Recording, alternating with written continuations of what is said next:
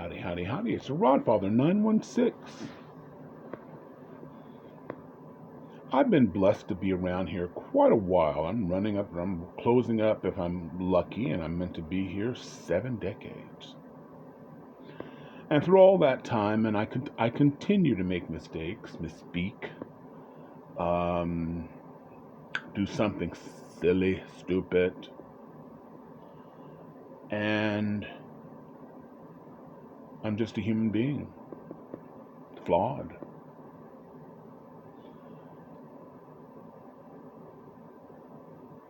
Yesterday, I was bored. I'm trying to get my little semi-studio up. I'm tired of working from this chair or my bed that I'm ruining. Great mattress. So I was on TikTok, and I was, the news about Donald Trump had just broken, and I knew I was going to have to create another video. I do a little political segment, and I was, seeing what people were talking about. I just kind of scanned through, and I came across this one area of discussion where the creator had said, and I'm not going to say exactly how it was said or how she wrote it, was that why did black men treat black women differently and basically treat white women better.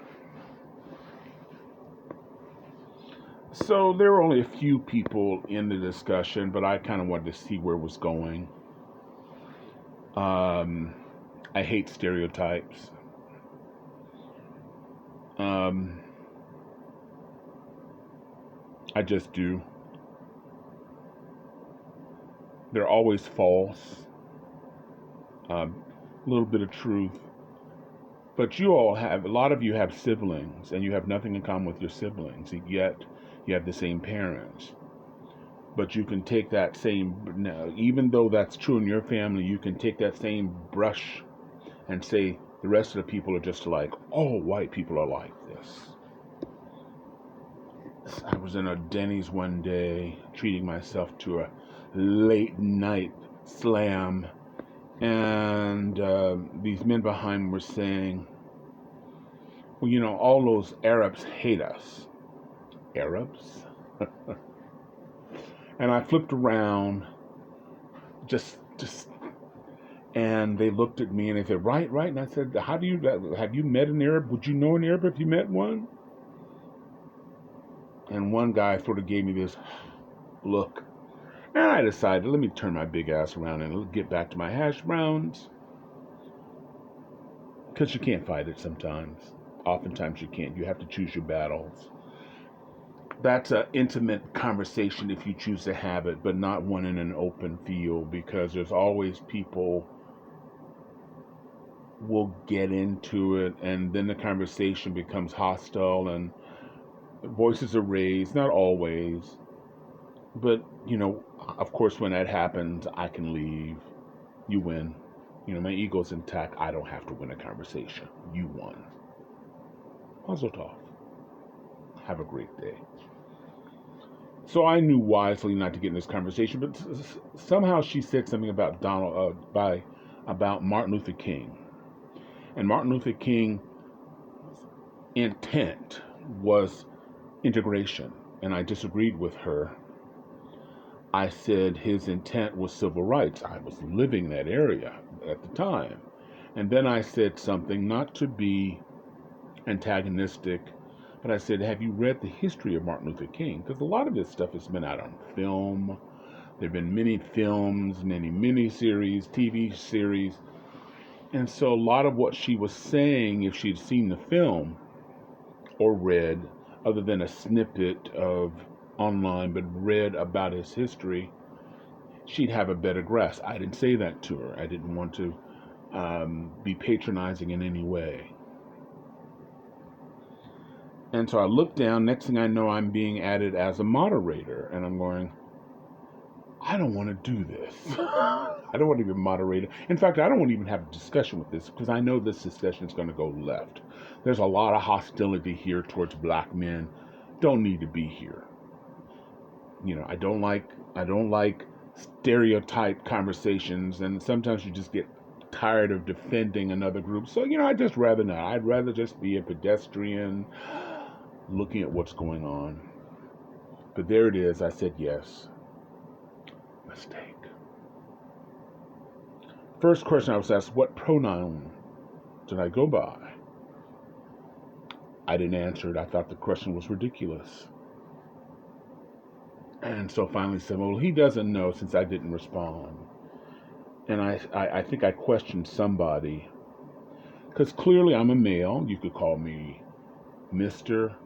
Rodfather. I'd have been okay with either. I'm fine. And the creator asked me a couple of questions about Martin Luther King. And I said, well, I said something to the effect of, slavery wasn't that long ago. In fact, my great-great-grandmother was a slave. My grandmother was born in 1849. Now, of course, I'm much older than them. In fact, I'm probably old enough to be their grandparent or grandfather. And so, you just do the math. When did slavery end? And your parent. That's it. And the creator took offense of this and said, well, my grandmother was a teacher. She worked in this. She didn't do this, which troubles me. When people of color, particularly people in this country, and I'm black, sometimes we lose touch of history. My parents worked in the fields in Texas. My mother was a domestic in Texas and in California. There's a line in the help where, you always kept a uniform. My mother always had a uniform. When she wasn't working at a cannery in the Bay Area, she had day work, as they used to call it, to fall on. I'm proud of my mother. Look at how far they've come. But I'm moving on. So something I said in the conversation troubled the creator. So the next question she asked me, I was about to respond, but she goes, I just need a yes or no response from you. And I said, well, it requires that. She goes, this is my room, and I need you to answer yes or no. I kind of felt a certain kind of way, because at one point I almost did something stupid. I almost revealed to her that my former wife, is white. And we were married for 26 years, and she's a wonderful woman. Our marriage didn't last, but our friendship did. She's a great friend today, and we've been divorced for quite a while. And you can't make that assumption. Here we go, the stereotype that every black man who's dated a white woman only wants a white woman. My family, they didn't know what I was coming home with, because I was always involved in different organizations filled with different people, and if I thought this person was interesting, I asked them out. I kept them guessing all day. I had gay friends all my life. This is San Francisco. Is he funny? No, I tell good jokes. You never know about me. But I decided not to open that can of worms. It was really hostile. I was the only other man there. There was a lot of anger, and there's nothing, no matter what I would have said, would have helped the situation. So at one point, I'm saying to myself, why are you here? You could be looking at other people having conversations that are interesting, and you don't have to worry about being attacked, because clearly you're frustrated. And so I got snarky, and I said something in comment, which lit up the creator and other people. Well, you're saying a lot here, but you're not saying there. Well, I can't say anything there because you told me I can only say yes or no. So they got rid of me. They got rid of me. Life is short. If you dare to scratch along the surface, you'll get to know who we are. The problems we have are communication. But you can't start a conversation by saying you have to agree to whatever I say. You have to agree to that. If you don't, we just can't speak. So people don't. It's sad. Meanwhile, this is Rod Father. That was my experience. I was wrong. I shouldn't have entered it. I made mistakes. I knew better, the whole 9 yards.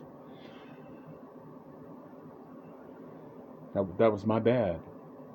Meanwhile, I'm wishing everybody who watches this love, joy, peace, and happiness. If you're watching me down on YouTube, I sure appreciate a like. If you like my other stuff, hit subscribe. If on TikTok, follow along. I appreciate it. Same thing on Instagram.